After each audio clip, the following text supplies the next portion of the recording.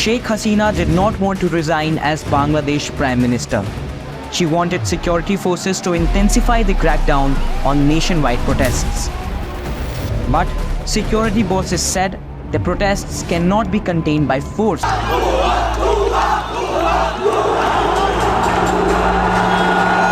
नमस्ते दोस्तों, मैं हूं देवजीत और आप देख रहे हैं फैक्ट्स बाय स्नेहा देवजीत। पिछले कुछ ही महीनों में बांग्लादेश में लगभग 600 लोग मारे गए, लेकिन कोई नहीं देखा कि इनमें से कितने हिंदूज हैं और कितने हैं मुसलमान। 1951 में ईस्ट पाकिस्तान में किए गए सेंसस के अनुसार जो आज बांग्लादेश में है, उस समय इस प्रोविंस में कुछ 22% हिंदूज थे। 1991 में ये फिगर जाकर पहुंचा 15% में और 2011 के सेंसस के अनुसार अभी बांग्लादेश में केवल 8.5% हिंदूज हैं और आज है 2024, ये फिगर अभी 8% से भी नीचे है। इन लोगों को कोटा सिस्टम से लेकर सिविल सर्विस में रिफॉर्म चाहिए था। वही मूवमेंट एक्सट्रीम वायलेंस में ट्रांसफॉर्म हुआ कुछ ही दिनों में।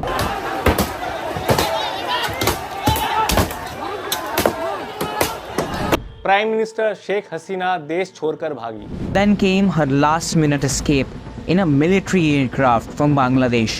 और बांग्लादेश में बनी एक interim government. The army chief in Bangladesh spoke to the nation in a televised address.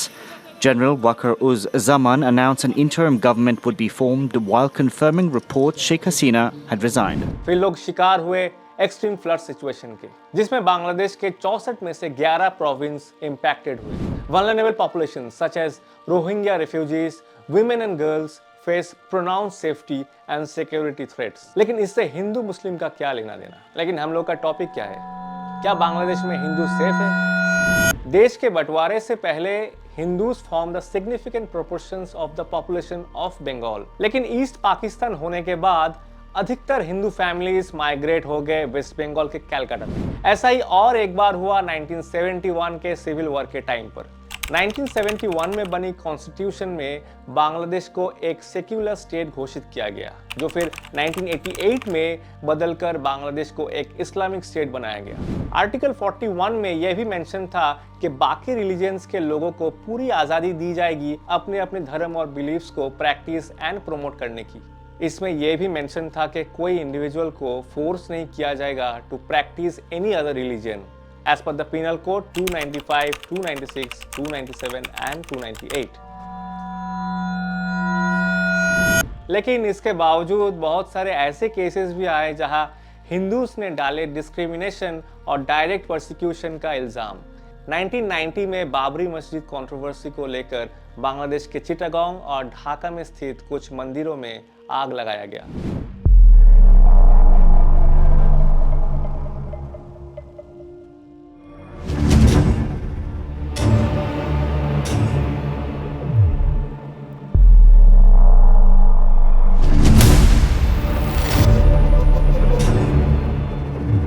लोग बोलते हैं कि ये भी कुछ एक्सट्रीमिस्ट का किया कराया है, जहां पुलिस साइलेंट होकर देखते ही रह गए।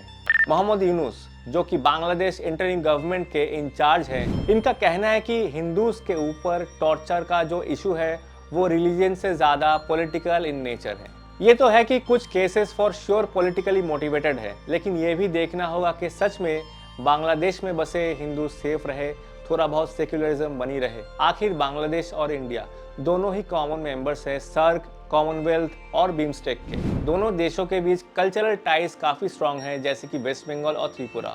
और इंडिया और बांग्लादेश दोनों की नेशनल एंथम रविंद्रनाथ टैगोर ने लिखी है, जो कि खुद एक हिंदू है। लेकिन हाल ही में बांग्लादेश में भी कुछ एंटी इंडियन सेंटिमेंट्स बने हैं। सिटीजनशिप अमेंडमेंट बिल के चलते हुए बांग्लादेशी पॉपुलेशन काफ़ी नाराज़ हो गए और पीएम मोदी के बांग्लादेश विजिट के अगेंस्ट प्रोटेस्ट भी किए। CAA के मुताबिक इंडिया में केवल नॉन मुस्लिम इलीगल माइग्रेंट्स को फास्ट ट्रैक प्रोसेस के थ्रू सिटीजनशिप दिया जाएगा if they have entered India before 2014। 2019 में ये बिल पास कराया गया। परेशानी पहले भी थी कुछ अनरिजॉल्व इश्यूज को लेकर, जैसे कि vested property act in Bangladesh. It was earlier known as the enemy property act during the Pakistani rule. ये एक बहुत ही कंट्रोवर्शियल लॉ था बांग्लादेश में। As per a report of BBC, enemy property act के हिसाब से गवर्निंग अथॉरिटी किसी भी समय हिंदूज के लैंड और प्रॉपर्टी टेक ओवर कर सकती है अगर वो इंडिया में माइग्रेट हो चुके हैं या होना चाहते हैं। इसी टर्म के हिसाब से लाखों ऐसे प्रॉपर्टीज दखल किए गए जो हिंदुओं के हैं। Like many of her fellow Bangladeshi Hindus, Parma Datta is a victim of the so-called Enemy Properties Act. 1971 में इसी लॉ को रीनेम किया गया as vested properties act. Hindu community leaders का कहना था कि 1971 के बाद भी ये लॉ को यूज किया गया अगेंस्ट द हिंदू। 2008 में अवामी लीग ने एक इलेक्टोरल प्रॉमिस की कि अगर वो जीत गए तो ये सारे दखल किए गए लैंड्स वापस किए जाएंगे हिंदूज को। The wasted properties return amendment bill 2011 के हिसाब से हिंदूज अभी अपने प्रॉपर्टीज रिक्लेम कर सकते हैं, लेकिन यहाँ भी काफी फ्लॉज है क्योंकि 40-50 साल पुराने प्रॉपर्टीज राइटफुली क्लेम करना भी एक चैलेंज है। यहीं पर मोहम्मद यूनुस का कहना है कि attacks on the minorities in Bangladesh are more political than communal. अभी इसी अमेंडमेंट बिल के कारण शायद हिंदूज ने शेख हसीना के अवामी लीग को सपोर्ट किए होंगे। तो अभी ये फॉल आउट काफ़ी नेचुरल है क्योंकि अवामी लीग अभी एग्जिस्ट नहीं करते और यहीं पे शायद हिंदू मुस्लिम डिवाइड हो चुके हैं। तो इसीलिए इनका कहना है कि ये मूवमेंट पॉलिटिकल है ना कि कम्युनल। प्रोफेसर अब्दुल बरकत का कहना है कि अगर ऐसा ही चलता रहा तो अगले 25 साल में Bangladesh will no longer have a Hindu community. अब यही देखना है कि जो बांग्लादेश के इंटरिम गवर्नमेंट है क्या वो कम्युनिटी में एक हार्मनी ले आ सकते हैं जहां पर हिंदू और मुस्लिम दोनों के इंटरेस्ट सेफ बनी रहे। यहीं पर 26 नवंबर 2024 को और एक हादसा हो जाता है। इसी दिन चिटागोंग के 6th मैजिस्ट्रेट कोर्ट में एक बेल एप्लीकेशन को डिनाई किया जाता है। बेल एप्लीकेशन फाइल की गई थी by the former ISKCON Bangladesh leader Chinmoy Krishna Das. जब ये एप्लीकेशन डिनाई हुई तब चिन्मय के जो फॉलोअर्स और सपोर्टर्स थे वो काफ़ी एजिटेटेड हो गए, पुलिस के साथ बुरी तरीके से क्लैश करते रहे। इनके ऊपर आरोप है कि इन्होंने बांग्लादेश के नेशनल फ्लैग को डिसरेस्पेक्ट किया है by hoisting a saffron colored flag above the country's flag.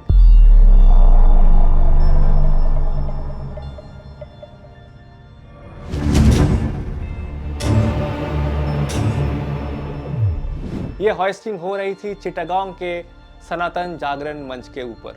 Case file किया फिरोज खान नाम के एक शख्स ने जो कि बीएनपी यानी बांग्लादेश नेशनलिस्ट पार्टी से थे।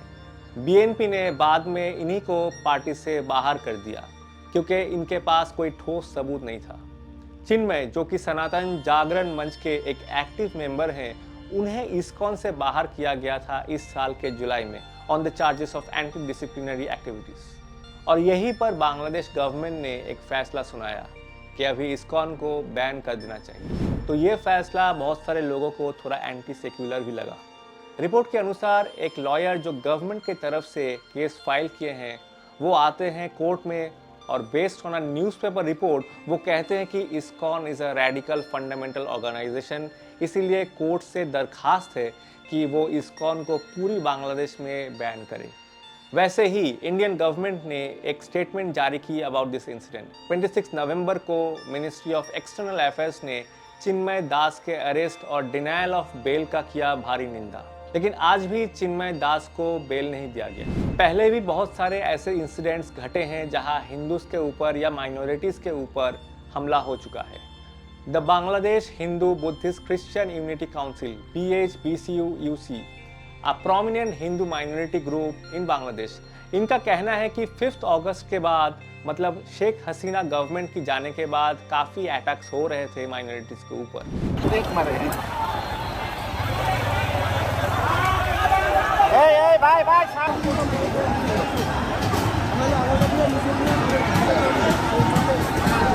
पूरे देश भर से हिंदूज ने काफ़ी सारे रैलीज निकाली on 10th and 11th of August to demand protection.